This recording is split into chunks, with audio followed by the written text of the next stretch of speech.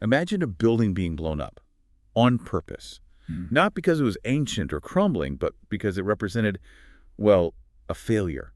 A failure of a whole way of thinking about design. Yeah, it's a pretty startling image. And today we're diving into exactly that idea, the supposed death of something called modern architecture. Right. Did it actually die? Our sources for this deep dive are mostly excerpts from Charles Jencks, specifically his books, The Death of Modern Architecture and What is Post-Modernism. He makes a pretty bold claim. He really does. He pins it down to a specific moment, which is fascinating in itself. Exactly. So our mission today is to unpack that. Why did Jencks declare this major architectural style dead? What was modern architecture actually trying to achieve? And crucially, what came next? This thing called postmodernism. We want listeners to sort of get a quick handle on this key shift, understand why it happened, and maybe see the buildings around them a bit differently afterwards. Okay, let's get straight to the drama then. Jencks points to a very specific date and time, July 15th, 1972, around 3:32 p.m. in St. Louis, Missouri. That's when he says modern architecture officially died. It sounds incredibly precise, doesn't it? Almost like noting the time on a death certificate. It really does. So what actually happened then? They blew something up. They did. They dynamited the Pruitt-Igoe housing project. Pruitt-Igoe, can you give us a quick picture? What was it? Sure. It was a massive public housing scheme, lots of tall, identical-looking apartment blocks, think high-rises, designed to house many families. And this wasn't some old, dilapidated relic. This was a modern creation, wasn't it? Built with modern ideas. Absolutely. That's the core of the story. Pruitt-Igoe was designed with, genuinely good intentions. It was based on the latest, most progressive architectural ideas of the time, specifically those promoted by CIM, that group of modernist architects. Progressive ideas. It even won an award, I read. Yeah, it did. That's the kicker. It won an award from the American Institute of Architects back in 1951. So on paper, it looked like a success. A model project. An award-winning design. Demolished just over 20 years later. So what went so wrong? Why blow it up? Well, despite the awards and the ideals, it became a social disaster. Jencks writes that it was heavily vandalized, plagued by crime. Basically, it became unlivable for many residents. So people living there, they rejected it. In many ways, yes. Millions were spent trying to fix it, repairing constant damage, trying to make it safer, but eventually the authorities just gave up. It was seen as beyond repair, socially and physically. And that demolition. Jencks uses this phrase, boom, boom, boom. Yeah, he really emphasizes the finality of it with that sound. It wasn't just clearing land, it was a symbolic execution. The final definitive statement that this specific approach to architecture and urban planning had failed. It's quite something. We see old buildings torn down, but this was different. A relatively new, award-winning, supposedly utopian project deemed a failure by its users and destroyed. And Jencks actually made a provocative suggestion about it. He said maybe they should have kept the ruins, like you see those artificial ruins in Old English gardens. Kept the rubble. Why? As a constant reminder. A monument to a planning disaster. A lesson, basically, in what not to do. He felt we learn from mistakes, and Pruitt-Igoe was a big one. Okay, let's back up a bit. What were the big ideas behind this modern architecture that Pruitt-Igoe represented? What was it trying to do? Well, at its core, modern architecture, especially the influential strain linked to CIM and architects like Le Corbusier, had this grand vision for reforming cities and society. Le Corbusier. Yeah. That's a big name, right? Huge name, very influential. They had these key concepts. One was streets in the air. Streets in the air, like walkways between buildings. Exactly. Elevated pedestrian walkways, separated completely from cars down below. The idea was safety, efficiency, getting people away from the noise and danger of traffic. Okay, I can see the logic there. What else? A big focus on what Le Corbusier called the three essential joys of urbanism: sun, space, and greenery. So tall buildings spaced far apart, allowing sunlight in, surrounded by parkland. That sounds actually quite nice. Lots of green space, buildings getting light. On paper, it sounds great. And they contrasted this with what they wanted to eliminate: traditional streets, private gardens, the sort of semi-private spaces people were used to. They saw those as inefficient, unhealthy, part of the old, messy city. So replace the old neighborhood feel with something more planned, Yeah. rational. Precisely. Rational planning was key. Separate zones for everything: living, working, recreation. Dedicated play spaces, communal facilities like laundries, all very logical, very ordered. And the look. You mentioned Pruitt-Igoe's identical blocks. Was there a specific style? Yes, Jencks calls it the purist style. Very clean, geometric forms, white surfaces, lack of ornamentation. He uses the metaphor of a clean hospital A hospital, why that comparison? because the underlying belief stemming from philosophies like behaviorism was that this clean, rational environment, good form, would actually lead to good content, meaning better behavior, healthier lives. Hmm. Good design would engineer good citizens, essentially. Ah, okay, so the clean look wasn't just about aesthetics. It was meant to do something socially. That was the hope, that intelligent, abstract design would uplift people. Which brings us back to Pruitt-Igoe, Yeah. because it clearly didn't work out that way. Why did these seemingly good, rational ideas fail so spectacularly there? This is Jencks's central critique. He argues that these very ideas, borrowed from rationalism, behaviorism, pragmatism, these philosophies that prioritize logic and observable outcomes, proved deeply irrational in practice. How so? Irrational. Because they were based on an oversimplified, almost mechanical view of human beings and communities. The architects assumed that if you provided the clean spaces, the separation, the logic, people would automatically behave in the desired rational way. But people aren't machines. Exactly. They didn't account enough for social bonds, for the need for informal spaces, for issues of identity, security, or how people actually use spaces versus how they're supposed to use them. The belief that good design alone could solve deep social problems, or that top-down planning perfectly predicts human life, was flawed. So, a clash between the planner's abstract ideals and the messy reality of human life. You could definitely say that. Pruitt-Igoe became the symbol of that clash. Now, you mentioned this was part of a broader movement. Modern architecture wasn't alone. No, Jencks makes it clear it was tied into modernism across the board. Modern art, painting, sculpture, literature. It was this wider spirit of breaking from the past, rejecting tradition, and trying to reinvent everything based on reason and function. Reinvent everything. Pretty much. He gives this slightly funny example of the rational design of women's bloomers. The idea that even clothing should be rethought purely on functional, logical grounds. It shows how pervasive this impulse was to rebuild society completely rationally. And that impulse, Yeah.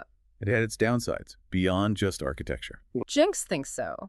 He briefly mentions thinkers like Ivan Illich and Hannah Arendt, who in their own fields were raising questions about the limits or even dangers of this purely rational, often centralized approach to society and knowledge. So the problems weren't unique to buildings. No, the architectural failure was, for Jencks, a symptom of a larger issue with this whole modernist project of rationality. Though he does admit his argument in the book is more of a strong, simplified caricature to make his point clearly, rather than a super detailed philosophical treatise. Okay, so modern architecture hits this crisis point, Yeah. symbolized by Pruitt-Igoe's demolition in '72. What rises from the ashes? You mentioned postmodernism. Exactly. Postmodernism emerges as the successor, or at least the reaction. Now, the term itself wasn't brand new. Jencks notes someone named Joseph Hudnut actually used it way back in 1945. 1945, that early. Yeah, in an article titled The Postmodern House. But it didn't really catch on then. It was kind of a forgotten term. So Hudnut coined it, but it lay dormant. Pretty much. Jencks himself started using it more seriously around 1975. Initially, he saw it more as just a label for what wasn't modernism anymore, noticing architects were breaking away in different directions, but seemed to share this rejection of pure modernist rules. And how did he eventually define it? What's the core idea of postmodernism in architecture? His key definition, solidified around 1978, is double coding. Double coding. What does that mean in simple terms? It means combining modern ways of building using modern technology, materials, construction methods with something else. And that something else is usually elements from traditional architecture, historical styles, or things that are easily understood by the public. Okay, mixing modern construction with traditional looks. Why do that? What was the point? Two main reasons, according to Jencks. First, modern architecture simply wasn't communicating effectively with the people who used the buildings. It felt alienating to many. Right, the public didn't always like it. Exactly. And second, modern architecture often failed to connect with the history and character of the cities it was built in. It could feel very out of place, sometimes even destroying the existing urban fabric. So postmodernism was an attempt to fix that, to make buildings that people could relate to, that felt like they belonged. Precisely. It aimed to be understood and appreciated on multiple levels. To be sophisticated enough for architects, the elite, using modern methods, but also accessible and meaningful to the public, the popular, and to blend the new technology with the old, familiar forms in history. That elite, popular, and new old distinction. Can we break that down a bit more? Sure. Think about the architects. They're trained in modern techniques. They know how to use concrete, steel, glass effectively. That's the elite or professional side. That's the new. Okay. But they also realized that pure modernism wasn't connecting. So to reach a wider popular audience, they start incorporating elements people recognize and respond to familiar shapes, decoration, references to local history, maybe even humor. That's pulling in the old or traditional. So it's not just about copying old buildings exactly. Definitely not. That's a crucial distinction Jencks makes. Postmodernists aren't just revivalists trying to perfectly recreate the past. They're still using modern technology and materials. So how is it different from just imitation? Jencks talks about a modern sensibility that still underlies it. Even when using old forms, there's often a sense of irony or playfulness or a deliberate contrast that makes it clear it's not a straightforward copy. It's like quoting the past, but with awareness, maybe even a wink. Like knowing you're using an old style but doing it in a modern way. Exactly. Using past forms with a contemporary understanding and often with modern materials disguised to look old, or old forms made with new techniques. It sounds like that social failure of modernism we discussed, like Pruitt-Igoe, was a really big motivator for this shift. Jencks argues it was the primary motivation in architecture, more so than in other arts. The failure was public, visible, and often disastrous. He mentions another example, the partial collapse of Ronan Point Tower Block in London in 1968 after a gas explosion. It really shook confidence in certain modern construction methods, especially for housing. So real-world problems, not just architects arguing about style. Absolutely. And the spectacle of Pruitt-Igoe being dynamited in '72 just made this sense of failure undeniable. People saw these huge projects, meant to be solutions, becoming dangerous problems. And they also saw older parts of cities being torn down for developments they didn't like. Yes, that too. The destruction of familiar cityscapes and historic buildings to make way for what many saw as coal-inhuman modernist structures fueled public dissatisfaction. This widespread social and public rejection, Jencks says, gave postmodernism in architecture its strong push. Okay, let's make this double coding even clearer. You mentioned an analogy from Umberto Eco involving love and Barbara Cartland. How does that work? Right. Eco imagines a man talking to a very cultured, aware woman. He wants to tell her, I love you madly. But he knows that phrase itself is kind of cliche, maybe sounds naive or over the top, like something out of a cheap romance novel, say, by Barbara Cartland. Okay, so he can't just say it straight. Not if he wants to be taken seriously by this sophisticated woman. So instead, Eco suggests he could say, as Barbara Cartland would put it, I love you madly. Ah. So he says the cliche phrase, but puts it in quotes almost. Exactly. He uses the old phrase, but signals his awareness that it is an old, possibly silly phrase. It's ironic. It allows him to express the sentiment, but in a way that acknowledges its history and potential corniness. They both understand the reference and the irony. That's the double coding saying one thing, the cliche, but also commenting on it at the same time. That's a great way to explain it. Using the past, but knowingly, with a bit of distance or humor. Precisely. And Jencks sees postmodern artists and writers doing similar things, reusing old styles or forms, but with that ironic, knowing modern twist. Can we see this double coding in an actual building? Mm-hmm. You mentioned the Staatsgalerie in Stuttgart by James Sterling earlier. Yes, it's a prime example Jencks uses. The original museum building had a classical U-shape. Sterling's extension echoes that U-shape, connecting to the past form. Okay, so it fits in formally. Right. But he puts this new U-shape up on a kind of raised platform, like an acropolis, lifting it above the surrounding roads. And this base, which looks like solid traditional stone. Isn't solid stone. Exactly. It actually contains a very modern necessity, a parking garage. And Sterling makes a visual joke about it. He uses these fallen stone blocks scattered around looking like ancient ruins. But they're not real ruins. No, they're strategically placed to mark the entrances and ventilation shafts for the garage underneath.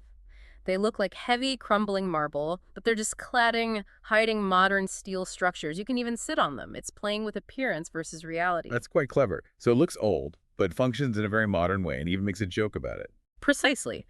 A pure modernist might have hated that hiding the structure, the playful deception. But Sterling is using double coding. He uses traditional elements like rusticated stone, that rough-looking stonework, classical moldings, even an Egyptian cornice detail. Familiar historical bits. Yes, but they're often slightly simplified or made with modern reinforced concrete, not solid carved stone. They quote the past rather than simply copying it. They acknowledge tradition while using modern methods. So saying, I look like a grand old building, but I'm actually quite modern underneath. And isn't that interesting? That's a good way to put it. And look at the entrances. For taxis, there's this bright green abstract steel frame, like a minimalist outline of a temple. Very modern. For pedestrians, there are these sloping bright blue and pink steel canopies. Again, clearly modern insertions. So a mix, a collage of styles right at the entrance. Yes. Sterling isn't trying to create one pure style. He's mixing modern and traditional, high-tech and historical reference. Jencks argues this reflects the complexity of our lives, where we have history and tradition alongside modern technology and needs. We can't ignore either. And this mixing helps communicate, right? Back to that idea of modernism failing to connect. Exactly. Postmodernism, through double coding, tries to speak to different people simultaneously. It layers meanings. Jencks mentions other architects like Robert Venturi, Hans Hollein, Charles Moore, who also played with mixing styles to communicate different things. So the Sots Gallery, how does that work? Who is it talking to? Well, Jencks suggests the bright, almost punk-like colors of the steel handrails and canopies, the pinks and blues might appeal to younger people, connecting with youth fashion. Okay, maybe capture a younger audience. While the classical forms, the stone, the U-shape, might appeal to people who appreciate traditional architecture, history, a sense of dignity. So something for everyone, potentially. That's the idea. The building became very popular with different groups, which Jencks sees as a success of pluralism, the postmodern idea of designing for multiple tastes and audiences within society, not just imposing one single correct taste. Pluralism, designing for different taste cultures. As you mentioned, Jencks quoting Herbert Gans. Right. Recognizing that in a complex society, people have different backgrounds, different preferences, different ways they want to use a building.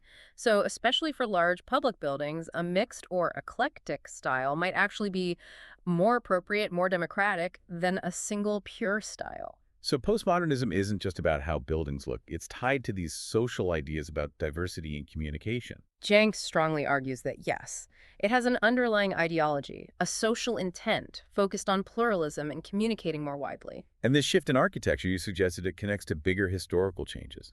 Jencks definitely draws parallels. He sees the decline of the big, unified, modernist paradigm, not just in architecture, but also in politics and economics. Think about the questioning of Marxism or large-scale centralized planning. Okay, a move away from grand top-down systems. Yes. He uses the example of the student protests in China in 1989.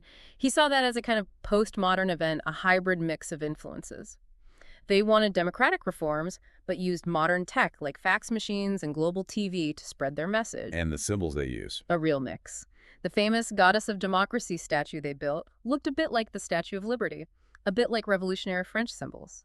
The music played in the square mixed traditional Chinese songs with Beethoven's Ode to Joy, a European anthem. People used Churchill's V for Victory sign. It was this mashup of local and global, old and new symbols and technologies. And the speed of information was key. Absolutely. Events in Beijing were seen almost instantly worldwide, influencing things like the Solidarity Movement's success in Poland shortly after. Jencks suggests this rapid global flow of information is part of what accelerates the shift towards a potentially postmodern world.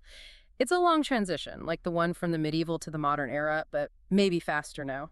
But modernism hasn't vanished entirely, has it? Did architects just give up on it? Oh no, Jencks acknowledges a modernist backlash. There were and still are architects and critics who defended modernism or tried to update it, like groups sometimes called deconstructionists. They didn't accept postmodernism's premises. Like holding on to the old ways. Sort of. Jencks draws a parallel with science. He mentions how even after groundbreaking new ideas emerged, like quantum physics with its uncertainty, some scientists like Einstein famously saying God does not play dice, cling to the older, more deterministic view of the universe. Because the old ways still work for some things. Exactly. Classical physics still explains everyday phenomena perfectly well. Similarly, Jencks argues, basic modernist principles, efficiency, use of modern materials are still relevant and necessary, especially in parts of the world still undergoing industrialization and modernization. Modernism isn't dead in that sense. So postmodernism is more like an added layer, or a new phase, not a total replacement. That's how Jencks frames it, a stage of development, growing out of and reacting to modernism, but not completely erasing it. Both might coexist. You also mentioned the environmental crisis potentially playing a role. Yes. Towards the end of his discussion, Jencks speculates that the growing awareness of global environmental problems, the greenhouse effect, resource depletion, etc., might be a major force pushing the world towards a more postmodern consciousness. How so? Because dealing with the consequences of global industrialization and modernization requires a different kind of thinking, more interconnected, more aware of limits, perhaps demanding a shared global ethic. He connects this to the science of ecology, which inherently studies complex interconnections, something he sees as aligned with postmodern thought. A shift towards seeing everything as connected. Right. While modern science acknowledged connections, its tendency towards specialization often struggled with the big picture implications. Ecology forces that interconnected view. It sounds like underlying all of this is a change in how we even think about knowledge itself. Jencks argues that's fundamental. He talks about a shift in epistemology, the theory of knowledge, moving away from the modernist belief in discovering fixed, universal laws towards a postmodern understanding that knowledge is often context-dependent, shaped by culture, history, perspective. So not absolute truth, but truth related to a situation. Kind of. He's careful to say it's not anything goes relativism, but a recognition that our understanding is always situated, always partial. There's a perspectival distortion, as he puts it. And this acceptance of multiple perspectives fits with the hybrid, mixed nature of postmodernism itself. And one last example he uses is post-Fordism. Yeah, another post-prefix example. Fordism refers to the classic modernist model of mass production, huge factories, assembly lines, centralized control. Post-Fordism describes the shift towards more flexible, specialized, networked forms of production and business. So Fordism didn't die, but something new grew alongside it. Exactly. Big factories still exist, but alongside them you have smaller, adaptable companies, niche markets, information economies.